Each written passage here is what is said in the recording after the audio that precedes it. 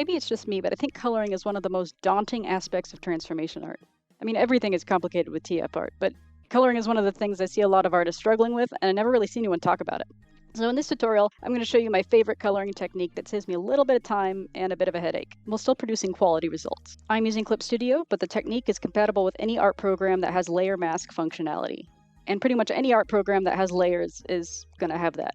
If you're using MS Paint, then you're probably out of luck. It's also a very flexible technique that should be compatible with whatever your art style and technique is. So here's the layer setup I've made for this example. I've got 3 layers. The top layer is the line art, and underneath that I have 2 fully colored layers.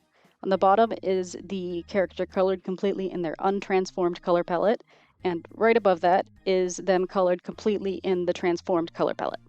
What you're going to want to do is select this transformed palette here, layer 2, and add a layer mask. In Clip Studio Paint, that is this weird square donut button.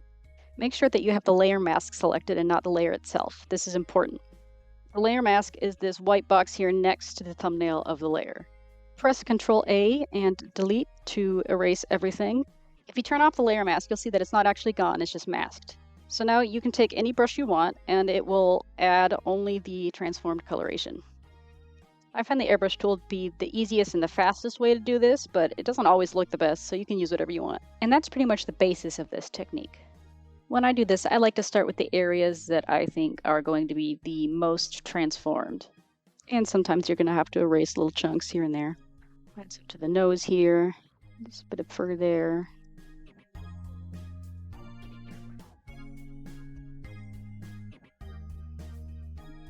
And I'm not a huge fan of the standard airbrush look, so I might take a handy dandy smudge brush and just kind of add a little bit of chaos to it, at least where it might be noticeable.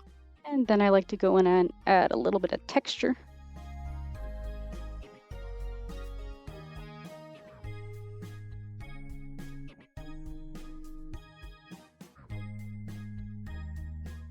And you can always add an extra layer if you want to do a little bit of overpainting. Fix some of these overlapping fur textures. Now the white fur is a little bit harder to see against the color of the skin here, so what I'm going to do is I'm going to make a new layer and select a darker color and just start drawing out the borders a little bit.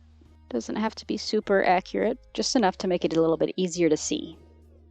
I don't spend a ton of time making sure that the actual borders line up perfectly because you can't really see where those borders are anyway. You can even add some extra stuff that wasn't even in there. Maybe I want to have the fur kind of climbing up the arm there.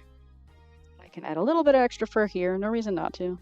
Just doing whatever I think feels right. And that's a pretty solid TF that I was able to throw together pretty quickly. Now on the outset, it might not seem like you're saving loads of time with this because you do have to color the entire drawing twice.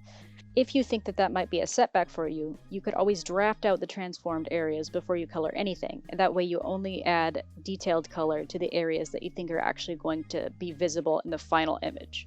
And of course you can modify this method according to whatever your own technique is. And you can try using it alongside other techniques that you may have in your arsenal.